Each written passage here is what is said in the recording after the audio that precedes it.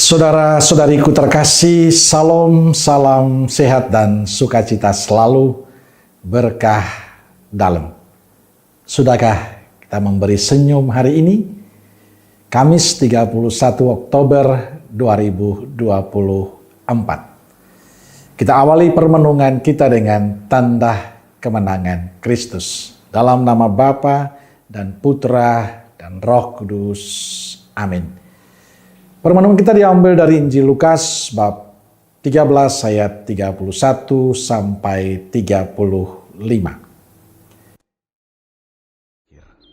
Pada waktu itu datanglah beberapa orang Farisi dan berkata kepada Yesus, "Pergilah, tinggalkanlah tempat ini, karena Herodes hendak membunuh engkau." Jawab Yesus kepada mereka, "Pergilah dan katakanlah kepada si serigala itu, Aku mengusir setan dan menyembuhkan orang pada hari ini dan besok. Dan pada hari yang ketiga, aku akan selesai. Tetapi hari ini dan besok dan lusa, aku harus meneruskan perjalananku. Sebab tidaklah semestinya seorang nabi dibunuh kalau tidak di Yerusalem. Yerusalem, Yerusalem! Engkau yang membunuh nabi-nabi dan melempari dengan batu orang-orang yang diutus kepadamu. Berkali-kali aku rindu mengumpulkan anak-anakmu, sama seperti induk ayam mengumpulkan anak-anaknya di bawah sayapnya, tetapi kamu tidak mau. Sesungguhnya, rumahmu ini akan ditinggalkan dan menjadi sunyi. Tetapi aku berkata kepadamu, kamu tidak akan melihat aku lagi hingga pada saat kamu berkata, diberkatilah dia yang datang dalam nama Tuhan." Saudara-saudariku yang terkasih, dalam Injil hari ini orang Farisi mengingatkan Yesus agar meninggalkan Yerusalem karena Herodes hendak membunuhnya. Yesus menolak usulan itu.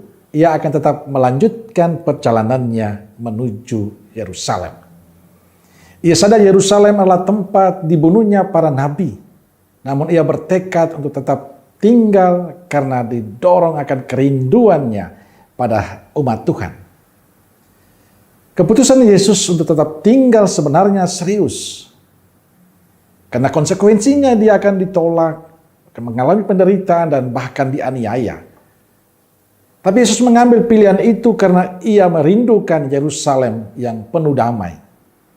Ia tidak takut dibunuh, ia tidak takut akan tantangan apapun yang terjadi.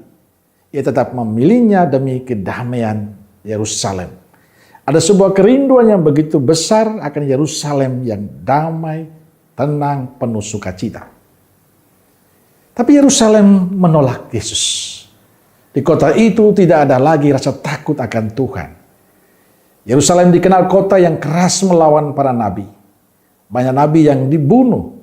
Kota itu hanya menyisakan kekerasan, penindasan, dan pembunuhan. Yerusalem sebagai umat bersama umat akan kehilangan sukacita, kegembiraan, dan sorak-sorai. Hanya kesunyian, kesepian yang tersisa karena ditinggalkan orang. Saudaraku yang terkasih, Injil memberikan semangat dan sekaligus pencerahan pada kita sebagai muridnya untuk tidak takut menjalani hidup sebagai murid Yesus. Kita perlu bersyukur, perlu bergembira karena pilihan kita menjadi murid Yesus. Maka saya seringkali mengatakan pada saat kita memilih sebagai murid Yesus, sebagai orang yang percaya pada Yesus, harus bangga, harus bahagia. Mungkin ini tidak mudah, tapi percaya ia akan selalu menemani kita. Kita harus terus maju dan berjuang. Tunjukkan pada dunia bahwa kita murid Yesus yang selalu memberikan berkat bagi banyak orang. Kita harus berani dan setia melakukan apapun yang Tuhan kehendaki kita lakukan dalam kehidupan kita. Dan itulah yang ditunjukkan Yesus. Ia tetap bertahan di Yerusalem karena ada sebuah kerinduan untuk damai. Kita pun juga diutus ke dunia untuk menghadirkan damai itu, menghadirkan sukacita itu, menghadirkan kasih itu dalam kehidupan kita, walaupun penuh dengan tantangan. Tapi percaya, Dia akan selalu menemani kita. Maka jangan pernah takut melakukan kebaikan Tuhan dalam kehidupan kita, sebab Tuhan bersama dengan kita.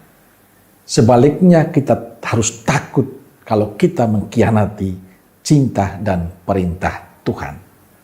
Amin. Semoga Allah yang Maha Kasih memberkati saudaraku sekalian, Bapa, Putra, dan Roh Kudus. Amin. Roh Kudus Nazaret, doakanlah kami. Amin. Berkah dalam.